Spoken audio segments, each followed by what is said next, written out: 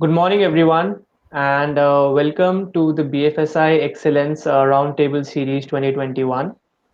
The topic of today's discussion is how banks are leveraging digital as a medium in today's time. In this session, the digital tech leaders will lay out how banks are shaping their innovation strategy in a growing digital economy. Now, in this session, we have Mr. Sanjay Prasad, who is going to be the moderator of the session.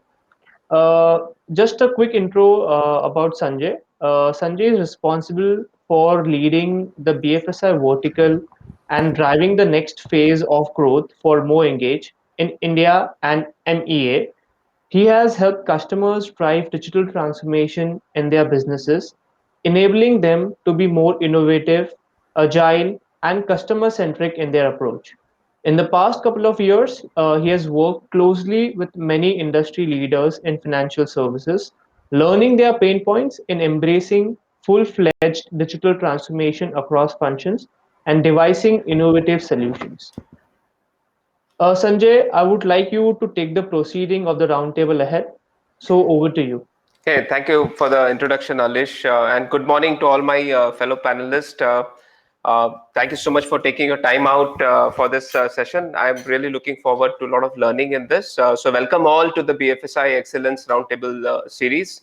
A quick introduction to all my eminent panelists, starting with Vaibhav Joshi, who's the CDO at Equitas Small Finance Bank. I'm sure most of you all would be knowing each other. Still, I thought let me just quickly do this round of introduction for us to know each other better.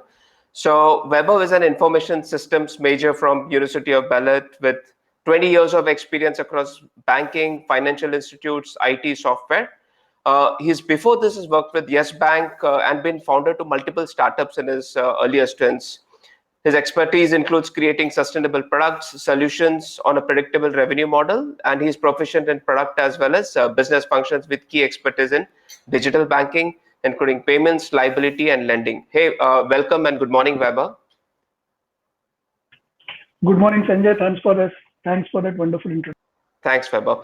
Next, we have Ravish Bhatnagar with us. I had the opportunity to, be fellow panelist with Ravish earlier, so really look forward to the same. So Ravish comes with 14 years of experience. He's the senior vice president and head digital banking at IndusInd.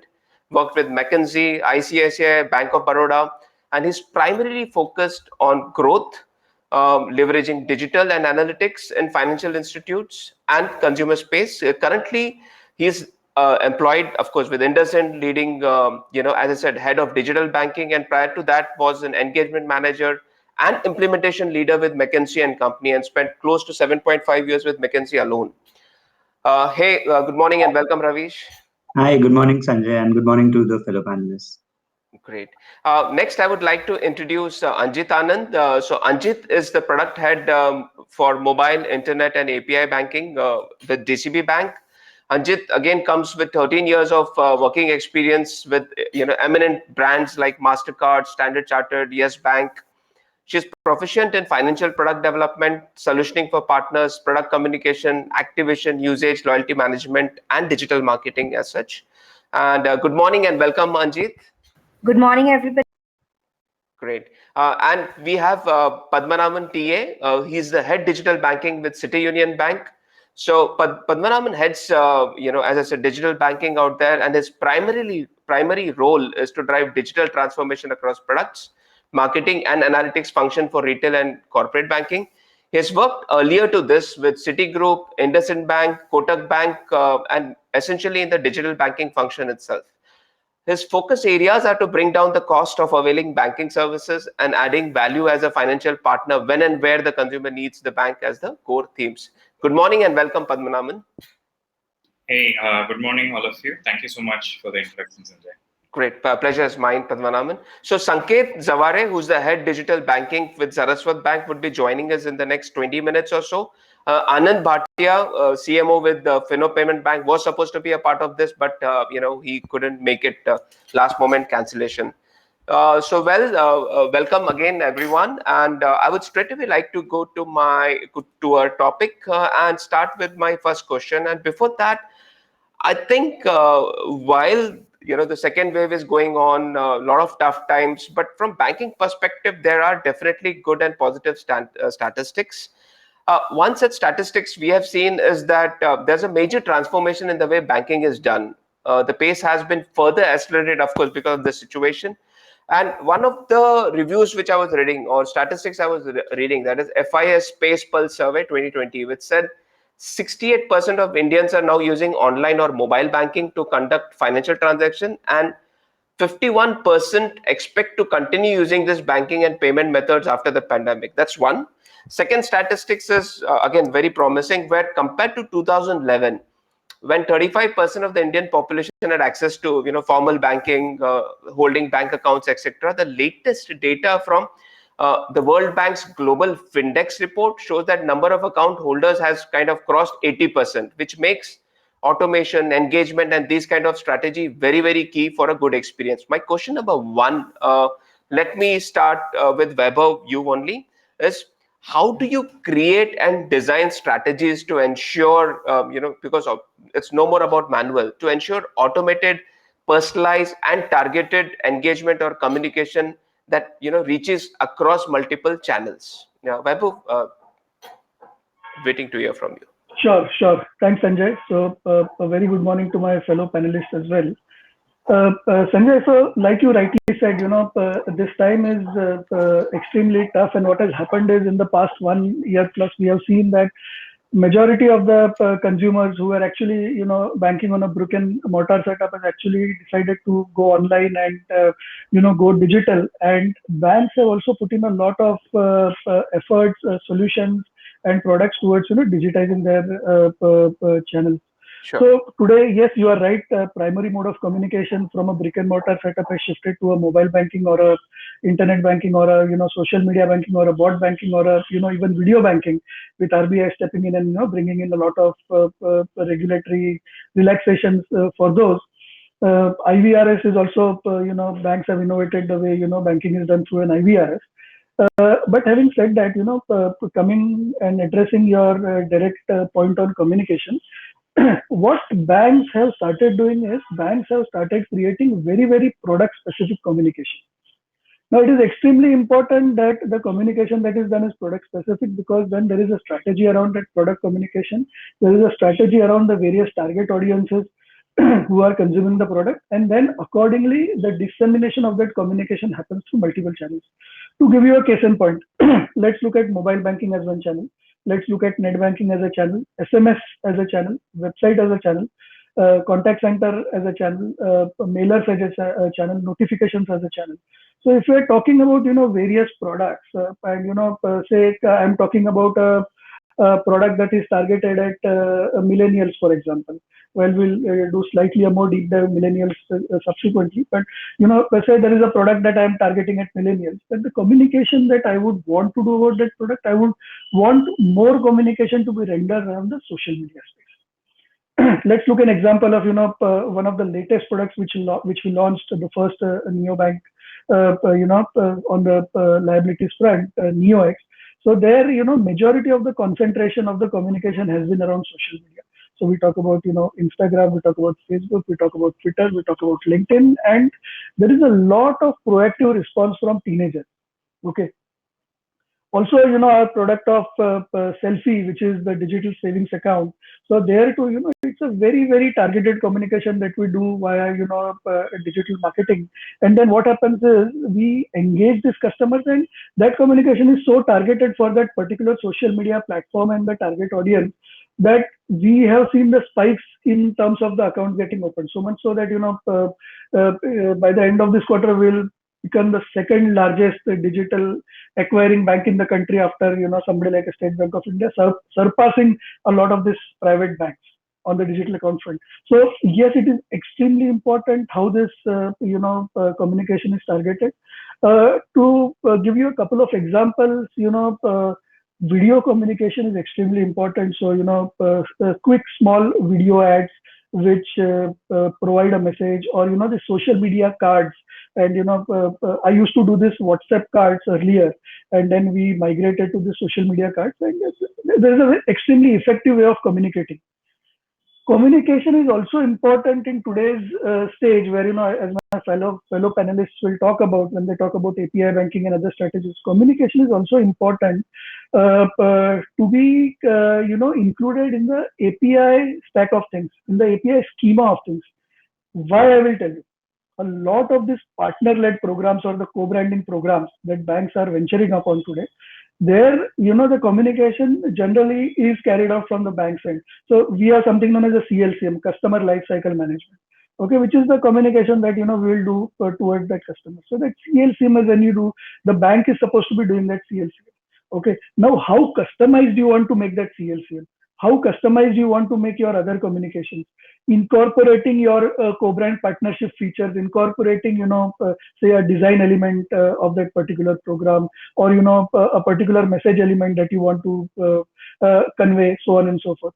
So holistically as a package, product specific communication, omni-channel across multiple channels is the need of the hour, and that is what today banks are doing.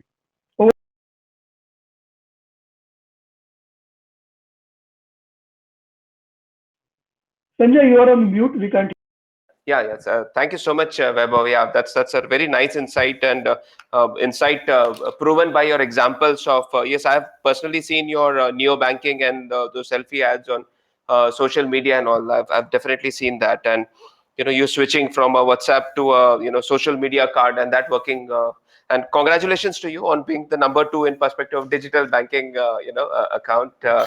Acquisition as such. So, hey, Padmanabhan, the same question, goes to you in perspective that how do you create and design strategies to ensure automated, personalized, and targeted communication, and that it reaches across multiple channels?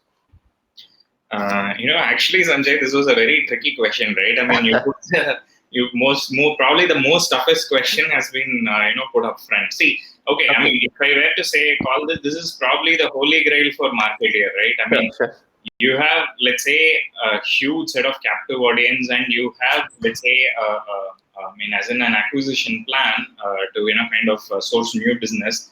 And whether it is on deciding on the marketing mix on the acquisition side, or whether it is probably deciding on a multi-channel, omni-channel strategy on the engagement side, probably this is what marketeers today are seeking help in terms of digital solutions, right? And there is a fair amount of progress. Just to give you an example, in my earlier organization at Citigroup, I used to be handling significant budgets across cards, loans, and wealth management on digital acquisition. And pretty much we tried our hands on analytical platforms that could do omni-channel, customer-specific, event-based, as well as let's say as in user interaction and visit-based communications to the customer across all our digital points. And so we created this infrastructure, and it was sort of a railroad that is getting connected to the downstream channels, which could be your mobile app, net banking platform, CRM, or that for that matter, social media channels. And then you started let's say synergizing all of this with a customer data platform, which is sort of understanding what's happening at a 360 degree for a customer and is delivering this communication. Now, this is probably the holy grail, and this is what marketeers are looking up to solutions for, right? Sure. So I think today, marketing automation platforms that have come in, thanks to even e-commerce, to have also pioneered it a bit, which is now, kind of getting into banking, and, the more, let's say, I would call us as probably late adopters of some of these solutions. But thankfully, today, these avenues are there for marketeers to get a very custom message rolled out at a channel of the user's preference at the time of the day, which probably he's comfortable with and he's engaging with the organization.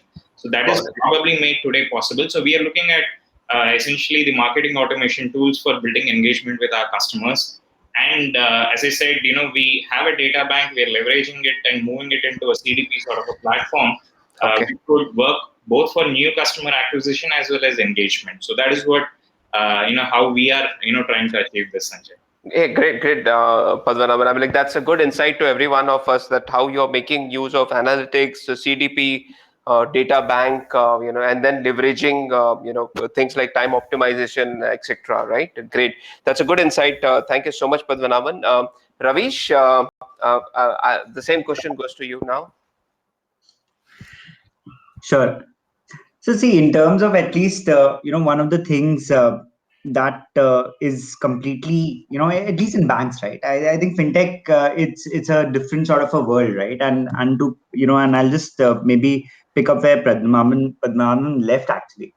It's actually easier for fintechs to move around, and because see, across there are so many different dimensions to this problem, right? There is a data which Yeah. which is probably the most important element over here.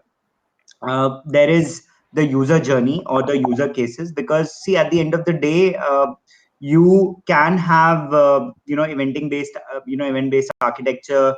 You can have a bunch of these tools that are available, but an organization will be as good as the test cases and the use cases that they are able to deploy, right, at the end of the day.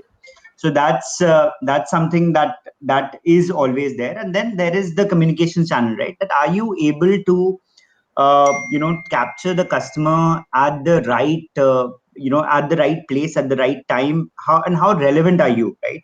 So it's a Yeah. combination of all these three things. So for banks, actually, the first particular thing is how do you get this how do you get maybe these three separate teams to coordinate or get them together in one place, right? Because in large banks, these are quite broad functions and maybe spread across, at least the bank, right? So for a fintech, this answer is slightly different. For a bank, this answer is slightly different.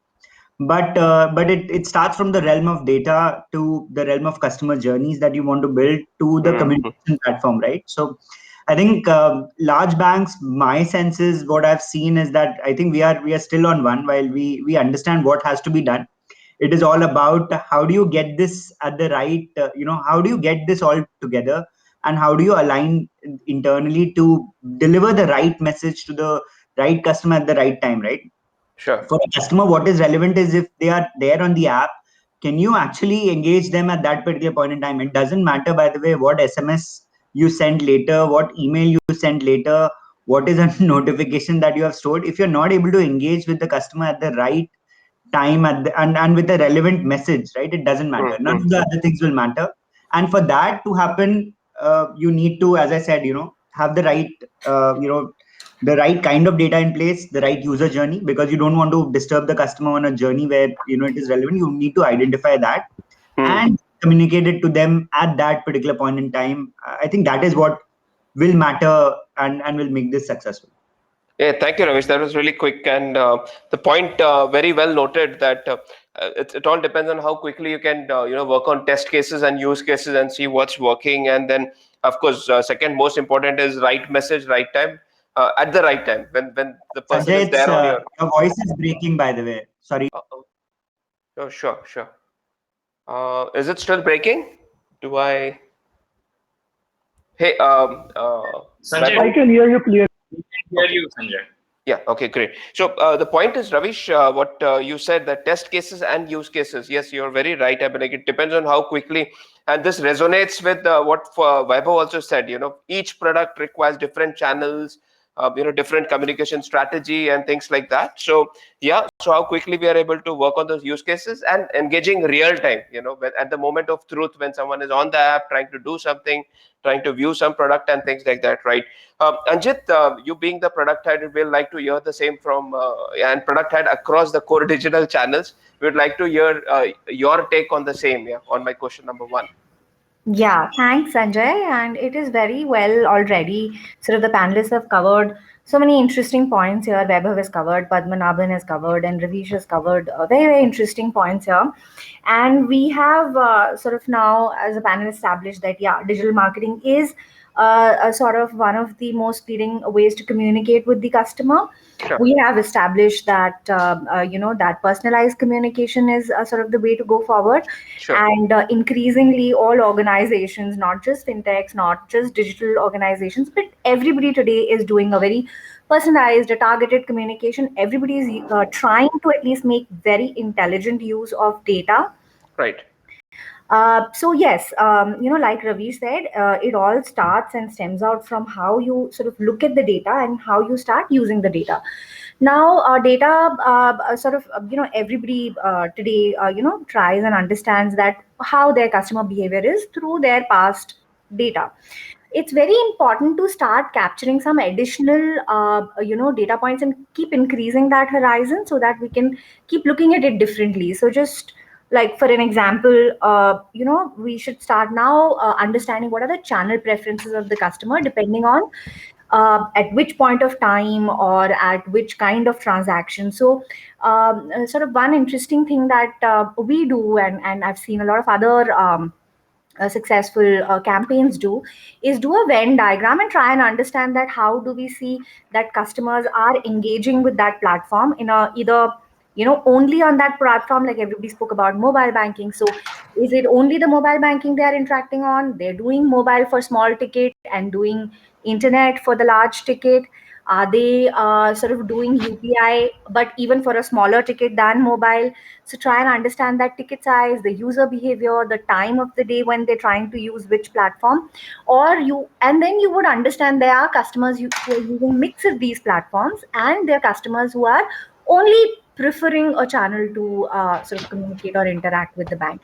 So it's important to understand. So if there is sort of a customer whose preferred mode of interaction with a fintech or a bank is, let's say, only mobile app, and I may have saying that no, I have to holistically reach out to him and try and communicate through pop-ups on internet banking, that may not be relevant. Okay, so we need to understand sort of a channel specific context to reach this guy.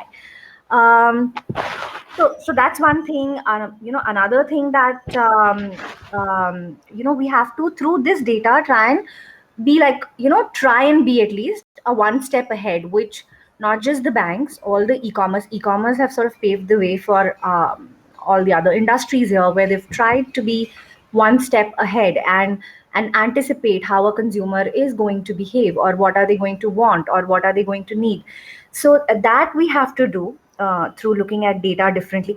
And now that's very interesting. So across your user types, that behavior of what the customer would want to do next, or how the customer would want to be reached, may really vary. So if, like similarly, somebody on the panel mentioned, like if it's a millennial or a Gen Z, so that customer would have a very different, so they are more open, they're not so if you do a personalized, just taking an example, if you do a personalized communication to them, sort of taking their name and saying, hey, you used so and so mode of transaction, would you also want to do something contextual there, and so would you also want to do that?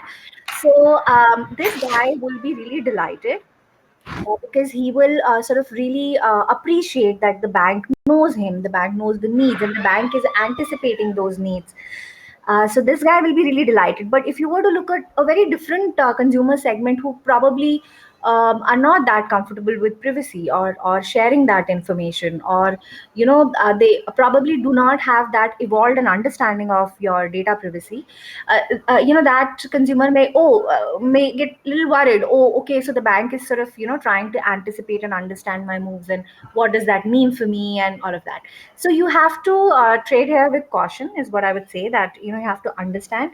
And then you need to have a mechanism in the communication where you're able to in some way measure whether your targeted communication is getting that response, it's getting appreciated, or it's getting responded to. You have to keep a very keen eye on customers who are unsubscribing, or who are calling and asking, why did I get this message, or why am I still getting this message? Because that could be an indicator for that category of what the other silent consumers are sort of not telling you, and they're not really appreciating that. We may want to really do say, oh, I know you so much, and therefore I want to sort of step ahead and anticipate your moves and suggest something to you. That may not be well received by all the categories. Great, great, great. So yeah, so that's some of the points here. Sure, sure. Thank you so much, Anjit, to add some more, additional pointers. One being like channel preference. It's important to understand what channels they work, and that was Vaibhav's point, that for Gen Z, they focused more around social and all. Of course, yeah, that works. And then second, very important point you mentioned about measurement, continuous monitoring and measurement. What's working, what's not working, why people are unsubscribing and all. So great, Anjit. Thanks for that point. Let me straight away dwell on my next question, and which like kind of very tricky. And in fact, this week itself, the announcement based on your, the banking association, where they said that now banks work only from 10 a.m. to 2. But of course, we all know that that's just for limited services like accepting deposit, cash withdrawal, remittance, etc. only. But and as I mentioned earlier, the majority, like 70% of Indians, are using online or mobile banking. So the question is, like, in the current scenario, now it's wave 2. Has there been a significant impact on online banking needs, your digital banking, mobile banking, etc. during these times? Has there been a transition in the consumer behavior in the banking landscape? So, Anjit, I will start with you itself on this question. Yeah, why not? See, one of the things which is not absolutely very interesting to talk about, okay, or not really so interesting to cover, but I will tell you one of the biggest transformations and very, very silent, but that makes up for a really large amount of work that banks or any other organizations would sort of put a lot of effort is in the back-end automation and conversion to real time. Okay, so we do focus, and we are increasingly sort of to match the peers in the industry. We are increasingly able to do a lot of front end automations. Okay, but our our back end processes, like, is your recon, is your settlement, is your reversal, is your complaint resolutions, are they fast enough? If you look at the entire gamut of work that a bank does, you would realize that your transactions, sort of, even take UPI, which is known to be the fastest or believed to be the fastest. Even if you take UPI, IMPS, even if you take these which is really, really quick and fast, it happens in a jiffy, and customers really delighted and all of that. But if you look at it, there are still processes which for the faster transaction products would still take a couple of hours, okay, to sort of be able to do a recon, settlement, reversal, management of customer complaints, management of failed transactions, all of that. That's still not, I mean, from a time where it was T+2 or T+1, it would take a 1 day or a 2 day to resolve these things in the earlier platforms. It's still come to a place where we're able to do this, in a couple of hours, but it is still not real time. Okay, so I'm sure there, a lot of other panelists would have a lot of views on how automation and all of that. We keep increasingly talking about blockchain. We keep increasingly talking about newer technology, but even with the existing technology that we have in hand, banks, they are sort of very traditional organizations. They have the legacy. We have systems which have been customized and built to suit the current industry trends. They're not really like fintechs, which is built grounds up. So we didn't have these, so we are sort of customizing and improving. So there is a huge amount of work which goes into back end automation of these the smaller efforts that goes behind making the entire product seamless. So that happens, and then that also means a lot of these processes are not just technology dependent. There is a lot of risk which is associated, for which a manual intervention or looking at that data or that settlement or that record is important. So even that bit has to be brought in, where we could have matrices for a real-time credit approval or an enterprise risk management solutions. Wow. So if we're able to do all of that, there's not these aren't the topics which immediately impacts the consumer, and we can record a reaction of the consumer in a wow. But yes, it is a huge quantum of work. It resolves for the very few customers who do get impacted because of the delays. It impacts costs of the bank. It impacts the entire turnaround of the bank. So this, I believe, is a transformation that is the banks are currently going through, and it's very, very important. Other thing is that banks are increasingly now moving towards interoperability. Okay, like UPI is a very, very successful example of that, how the banking industry has responded to interoperability, and it's brilliant real time. So now increasingly, so UPI is on the transaction banking side. Now increasingly, the industry is looking at that, very good success story that we have, and looking at how credit can be also brought interoperable, real time. So how credit could sort of also follow suit, Right. and other products. So now, increasingly everything that we talk about, is banks trying to get more interoperable in their Got products, it. their outlooks. Sure, Yeah. sure, Anjit. Great. Thank you so much. Yeah. So you really opened a Pandora's box by saying that it's not just about online banking or mobile banking, but it's also on the back end, all the various work that you all have to do, the chains, the processes, risk, reversals, and whatnot. Yeah, it does happen while doing a transaction. Something goes wrong. People do panic and all. So you have to do a lot of work on the back end. Looks like.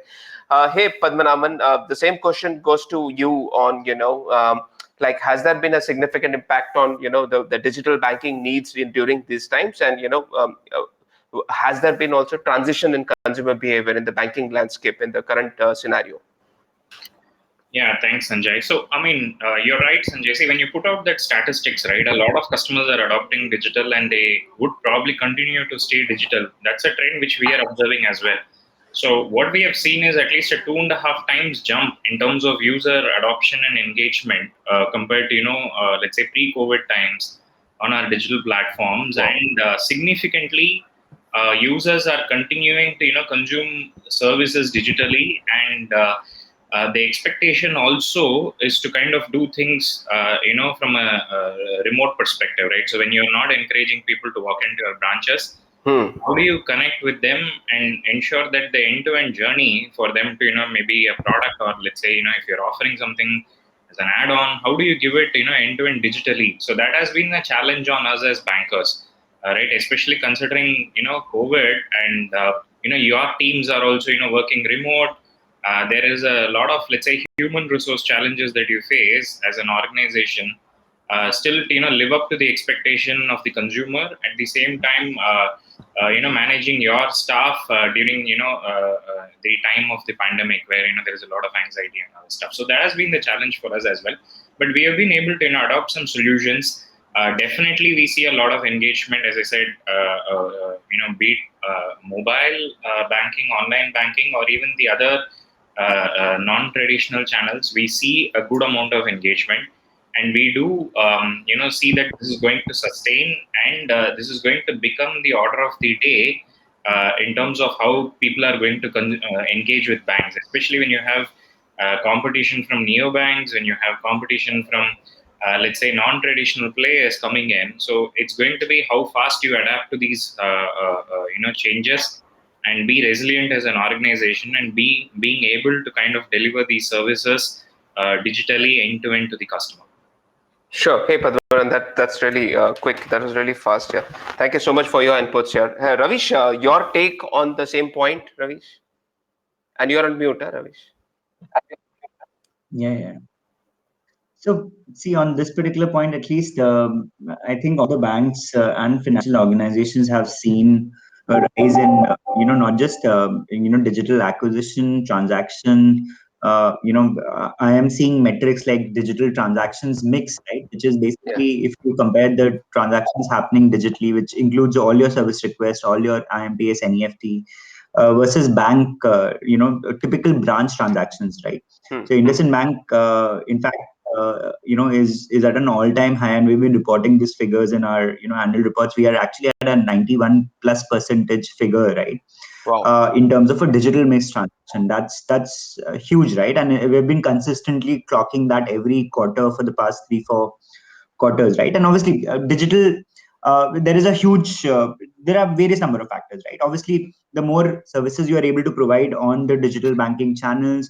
For example, now more and more customers expect every single service that was available on the offline channel to be there available on the online channel, right? So how do you put those workflows in place? How do you decide that? There is, like Anjit said, there is a lot of risk to some of these things, right? So you have to very, very carefully design a lot of these processes, right? For example, re-KYC, now that at least RBI has given some, some leeway, But re-KYC is such an important service that you want to ensure that whichever customer was there, at least dormant as well, someone whose KYC period is ending, you want them to, provide the KYC because that is as per the RBI regulation. But right now in this scenario, how do you get that to happen, right? You can't, right? You can't be.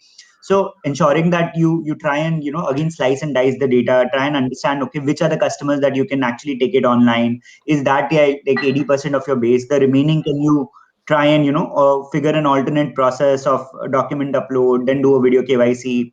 So there is a lot of thinking, a lot of things happening also at the bank's end. It's just that the demand from the consumer is actually also increasing at a very different rate, right? So you need to think ahead and ensure that you are able to provide a lot of these services to the customer so that you can stay at that 90% plus numbers, because this will become the new normal, right? At least whatever habits that you acquire in a 1.5-2 year period, hopefully customers are not going to go back on majority of them. So transactions are increasing, and digital acquisition is increasing. It is becoming even more pertinent in a matter when the sales force is not able to go out there and source physically, right, or on the tablet that they were used to doing earlier. So this Right. becomes even more important, and hence engaging with the customers throughout those journeys is essentially extremely important, because you want to understand what are the different pain areas, you want to work on them and ensure that you provide them a seamless experience. So that would be my 2 cents, at least on your question, Sanjay. Hey, congrats, Ravish, on that digital part where you said the digital transaction is like now close to 91%. In fact, I was reading some statistics sometime back also, which said like, of course, this last year's data, but somewhere in mid of 2020, where in one of the month itself, in May 2020, the transactions went up almost double, like 253 crore digital wallet transaction as compared to 125 crore in Feb, and the size was like 2,836 crore digital wallet, in May compared to 1180. I'm sure now though it would have even gone up. Vaibhav, the same question I would like to put forth to you, Vaibhav. You want me to repeat the question, Vaibhav, or? No. So no, I'm good with that, Sanjay. So your Sure. question was specific to the online trend and the adaptation towards it. So In the significant current impact times, on yeah. correct of online banking needs and any Yeah, transition in consumer space. So sure. before I go to that, I want to dwell upon a couple of points that my fellow panelists have made. So Anjit made a very good point on digital transformation and how digital transformation is playing a very active and important role. And that is a very important, Sanjay, because what happens today is whatever transactions that you see at the front end, so whether it's IMPS transaction, whether it's a UPI transaction, whether it's a micro ATM transaction, whether it's a NEFT RTGS transaction, whether it's a FASTag transaction, whether it's a NETC transaction, whether it's a eNACH transaction, okay, whether it's a check clearance transaction through an ACH, or whether it's a credit debit transaction or a prepaid transaction. What happens is whether it's a AEPS or a APBS transaction, what happens is at the end of the day, the backend systems are extremely important. Yeah. If your backend processes are not automated and there is an end-to-end digital transformation journey not defined, then that transaction experience is going to be extremely, extremely bad from a front-end perspective. So let me, on that, let me take you a couple of years back. When I was with Yes Bank for close to 6 years, we had launched PhonePe, and we used to command close to 40% of the market share in UPI. Okay. Okay. That is overall, if there were 100 transactions happening in the country, 40 would pass through our platform. Okay. And why I'm taking you back over there is to give you a sense of what it takes to create a system of that magnitude and maintain a system of that magnitude. When the entire ecosystem is actually looking up to you, and there is dependent on you to make sure that the transaction throughput is 99+%. Okay. Now coming to your original question of online banking needs. See, Sanjay, today all the consumers have migrated into digital space. Okay, whether we talk about payment products, whether we talk about liability products, whether we talk about asset products, all these products have been automated. So on the savings account front, we have, like I said, selfie savings, we have selfie fixed deposit, we have selfie RD, we have partner rate programs. So consumer can just go to my website, open his account, do a video KYC, end to end, complete digital. He need not even, talk to anybody. Sure. And then to assist them, we have something known as a virtual RM, a virtual relationship manager. Okay. We have incorporated video banking to the extent that, he does not actually ever need to visit a bank branch. If he wants to transact completely digitally, he can do that. Wow. Okay. On the collections front, because we are a small finance bank and, there is a lot of asset-led products that we have been doing traditionally. So we have incorporated e-match very, in a very integral manner with our, lending business. So every time, a customer comes to us for a loan or something, automatically, there is a standing instruction. We are now also incorporating SI on UPI 2.0. So essentially, the consumer then doesn't need to bother about, repayments. It's all automated. Okay. We have also automated, if there are defaulters, and we have seen, some percentage of defaulters happening in the COVID times, unwillful defaulters, of course. So there, we have incorporated a very interesting URL-based mechanism. So, and we have kept it centralized yet distributed. So wherever, our guys are there, they will just send a URL to the consumer. He just clicks through an SMS, he clicks on the URL, and he comes on a landing page. You have credit, debit, net banking, UPI, wallet, all options. You select that, put in a banking credential, that your EMI goes away. Okay. So again, we have features like tab banking. So for those, remote areas where we are talking about tier 4, tier 3 kind of a scenario, where we either do banking directly or through our BCs. There we have a very fantastic concept of tab banking. Most of our products are available on tab banking, and actually on an assisted model, on a phygital model, the rendition of a banking service can be provided to the last mile, where the consumer may not even have a smartphone. Where the consumer may not even have a smartphone. Now coming to something like a feature phone, there too, we are developing a solution where the feature phone can be converted into a smartphone. There are a couple of methods through which, that can be done. One is through encrypted messaging. Second is to star 99 hash. While most of us have seen the adaptation of star 99 hash limited to certain banking services, we are actually, going one step ahead, and we are getting into encrypted messaging. Of course, these are patent pending technologies, so I won't discuss too much on that. But, there are complex solutions like that also getting, developed. And then we are integrating those solutions into government subsidy programs. Okay. So wherein, the Gram Panchayat itself becomes a merchant of the bank, an agent of the bank. And then subsequently, all these entities start catering into a completely true blue cashless manner through that Gram Panchayat, guy itself. Other than that, we talk about products like, compliance tech, regulatory tech. Anjit touched upon, how people are now trying to do blockchain, IoT, MI, AL, and so on. So yes, there is a lot of innovation going over there as well. And finally, at the end of the day, what is it that we want to do?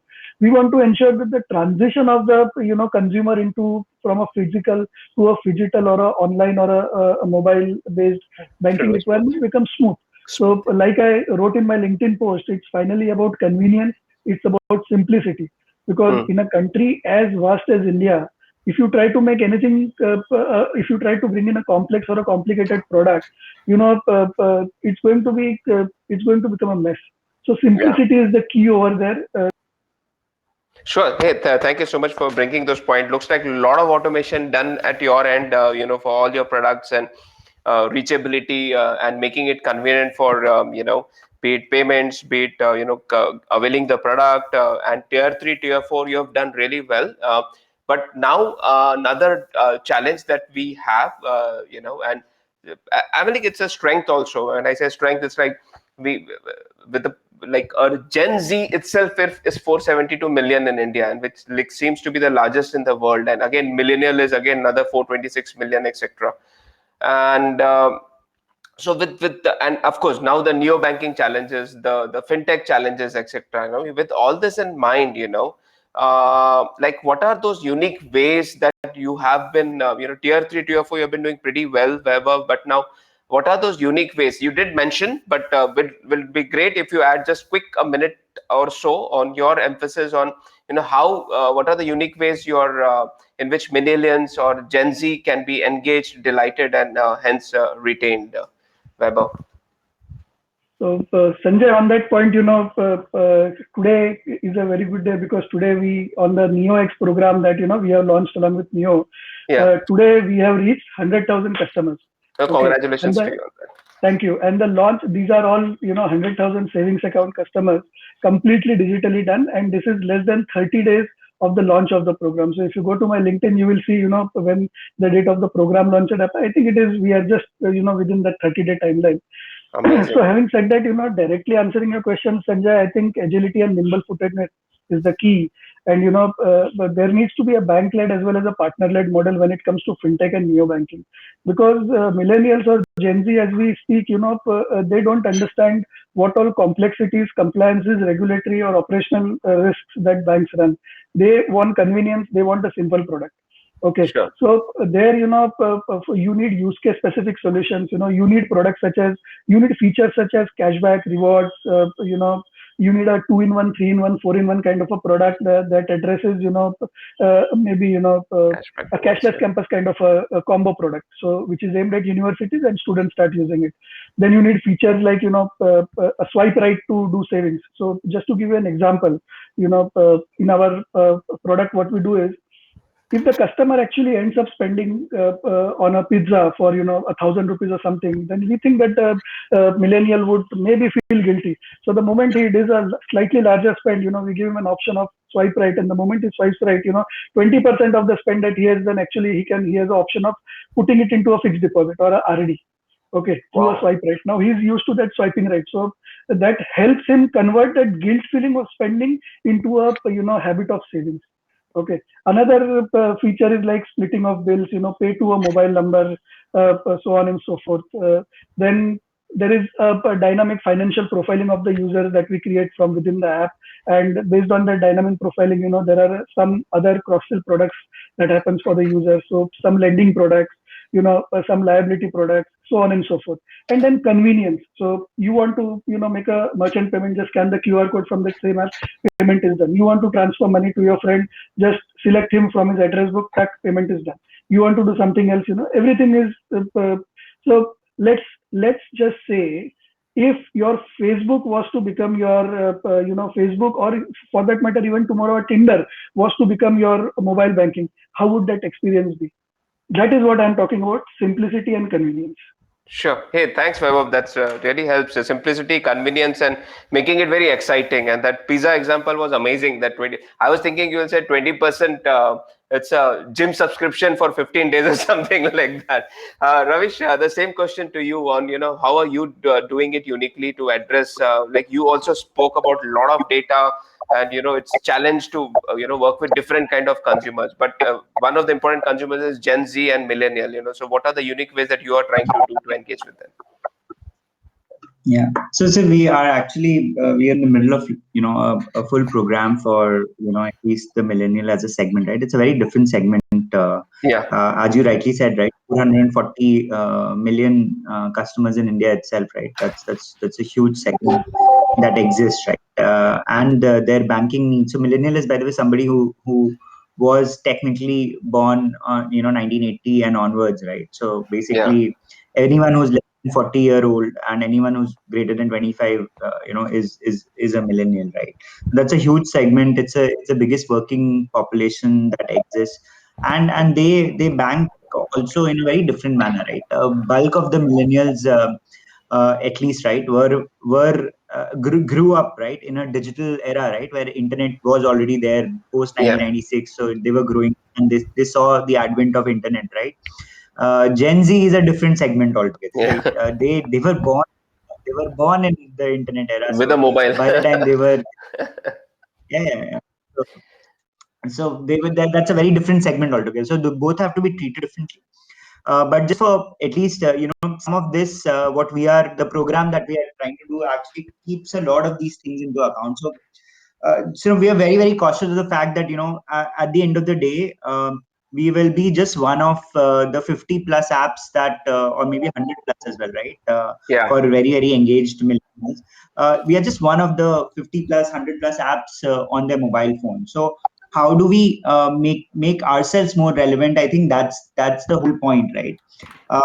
Can we provide all of at least this segment, right? They don't used to want to typically look at multiple things, right now, for example, there are a lot of specialized apps that exist, and they will be happy to use those specialized app, right? For broking, I might be using a Hmm. specific X app. For a mutual fund, I might be using Y app, etc. But because I'm a millennial, I'm okay to do this across. But at the end of the day, if a bank or a financial institution is able to provide all of this, right? Whether my saving needs, my investment needs, my spending needs, all of them together, on one particular place, they will be really happy to do that, Yeah. right? And none of the financial institutions, by the way, have managed to do that right now. And you need to think very differently, because we are not talking about 5 months, 6 months. We are actually talking about the next 5 years, or a decade as well, right? Because this segment is going to, expand, right? The Gen Zs are going to come into this segment and expand this segment. So the Right. needs of this segment are going to become even more pronounced. So you need to ensure that you need to provide things to this segment which makes it, the segment wants personalization, right? They want to be treated differently basis how they are banking, right? So we need to look at that, and I think we have covered the points around what all are the basic elements required to deliver this, right? So Yeah. so we have to be very cautious of the fact that this particular segment will treat banks and financial institutions and compare them with the likes of Netflix and Amazon, right? Because those are Right. the relevant apps on their phone. So it is up to us to figure that out and ensure that we become as relevant as a Netflix and an Amazon to this segment, and able to provide an all-in-one sort of a services to this particular at least important, the most important segment actually for the next maybe 10 years or 15 years, right? Or maybe beyond as well. But yeah. Great, great, Ravish. Thanks for using those examples. And in fact, I will share with all of you, Netflix of banking document from OEngage, which we have kind of created based on our experience. What does it take to really engage with categorically Gen Z and millennial? But however, I'll shift my question, because you spoke about personalization, Ravish. So I'll move to that. And as I said, that we have been working with banks very closely, and that's definitely enriching our experience. Just I'll just share one example where, just by using a simple jingle, which we thought might kind of bring that intuitive experience to a customer, for push Sanjay, notification. sorry to interrupt, guys. Thank you so much. I have a hard stop now. I'll be dropping off. It was great to share learnings with you guys. Yeah, we'll connect again. Sure, Padmanabhan. Hey, thank you so much, Padmanabhan. Great. Yeah. So I was just sharing this example where, just by using a jingle on a push notification, there kind of, there was an uplift on, the reward redemption for Metric Bank credit card users. And in a similar way, when we were upselling the cards to existing, say, debit card, using simple personalization based on his credit history and all, there was a 28% uplift. So it's very important. Personalization part is very important. So my next question is Anjit, this is to you now that Padmanabhan is not there. And this is the last question. After that, we'll just like to summarize that. What makes a particular communication or message by a bank more engaging? Is it content? Is it the though you have mentioned channel? You said channel is definitely important. So is it besides channel preference? Is it also content? Is it timing? And as Ravish was saying, the relevant. It's important to being relevant. So relevance or a combination of two or more factors. What is the secret sauce that goes into making a very good engagement plan? Anjit. See, as a sort of a umbrella statement, what I can say is we need to know our users, which we discussed through data. We Right. need to understand their needs, which we again discussed through our product analysis. Then we need to demonstrate to the consumer, when we are communicating in our communication piece, our willingness that we want to give them the best experience, and that demonstration should translate into your product design. Okay, it's Okay. not just be a promise. So that is one thing which is very important. Another thing, like we've been speaking about the millennials and the Gen Zs, one very important thing is either we in traditional organization need to include this age bracket in our top management or our decision makers. That is something we need to do. Okay, if we want to communicate with them, if we want to make products for them, if we want to give them experience, it's very important to bring that perspective on the decision making table. If for some reason instantly that is not a shift an organization can make, then like Vaibhav had just presented his neo global experience and is doing so well. One of the key things is that you make a close partner with with an organization or fintech or a challenger bank or somebody. You make a partnership with an organization who is able to have that age bracket in their decision making, in their product construct. And then we need to rely on their strengths to bring that experience to the customer.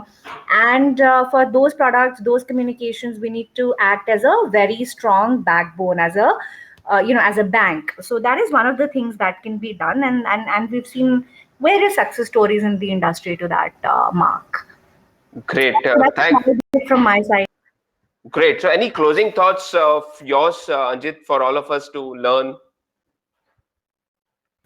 On the closing thoughts, I would want to say that open banking is something that we haven't discussed much here, but yes, Right. there's been relevances. So that is something which has been working very well in the digital space. Again, because we keep contesting and trying to understand banks versus fintechs. It's not really banks versus fintechs or the all digital banks, that kind of a story, but it's more banks leveraging the fintechs and fintechs sort of coming in there to expand the market and the scope for the banks. Okay, so Sure. it's more like a partnership which can only get enabled with initiatives like open banking and API based approach, where we need to strengthen them at the front end to to find their blue ocean in that sense, and be able to expand the market. Great. Thank you so much, Anjit, on your closing notes. Ravish, hey, would like to have a quick minute or so of a closing note from you. Yeah.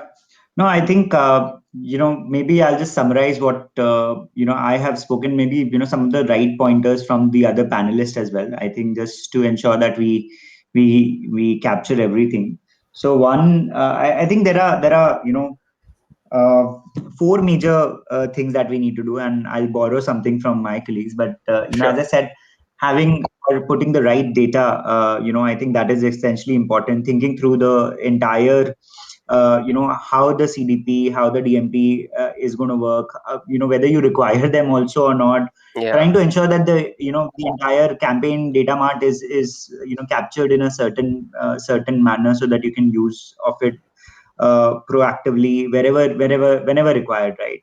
Number two is actually ensuring that you deliver the right set of use cases is extremely important, because you are as good as your use cases are. If you're not able to even describe what kind of events you want to capture and how you want to engage it, it's actually it will turn out to be a futile exercise, right? Number three is the communication, trying to capture the relevant and making it personalized, right? So it's a huge big topic that we can have a discussion on, but Yeah. making it really relevant, capturing them at the right place at the right time, I think is critical.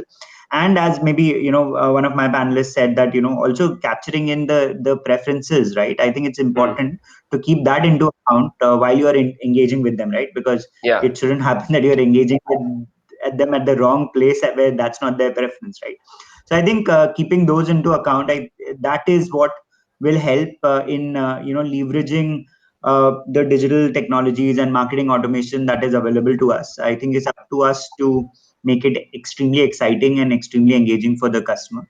It's in our hands now. So yeah, Sure. Thanks. that Thanks, would be Ravish. my And closing. we have the last 1 minute, 15 seconds as per the time slot. Vaibhav would like a closure from you. Sure, Sanjay, thanks. So banks traditionally have been, very regulatory and compliance heavy organizations. But it is time that banks become nimble-footed. Banks start to think agile, and they start to think like fintechs. Okay. Sure. Now, while banks on one hand can start leveraging, certain fintechs for certain specific features or technologies or distribution, but at the same time, banks need to become their own fintech. As we like to coin it, the word fintech banking, where banks start providing a banking plus plus solution. I like to use this terminology in all my panel discussions. A banking plus plus is the need of the hour. A use case specific solution is the need of the hour. Banks need to become more agile, more nimble footed. It is not just going to be banking as a service, but as Anjit rightly said, it has to be open banking. And open banking needs to be, done on the this thing of trust that that today the user customer enjoys with the bank, as well as convenience and agility. Thank you, sir. Hey, thank you so much, Vaibhav. So it was a nice summary from all of you, and Anjit, specifically the part of open banking that you said of partnerships, and the agility, the nimble footedness, the banking plus plus, and finally the four major points that Ravish came up with. First the technology stack, the use cases as such, the communication strategy, and making it relevant and absolutely personalized as for that matter. So thank you all, thank you everyone, and for giving your time for this BFSI Excellence Roundtable Series for 2021. Have a good day, have a great weekend ahead. Thank you everyone, thank you so much. Thanks, Sanjay.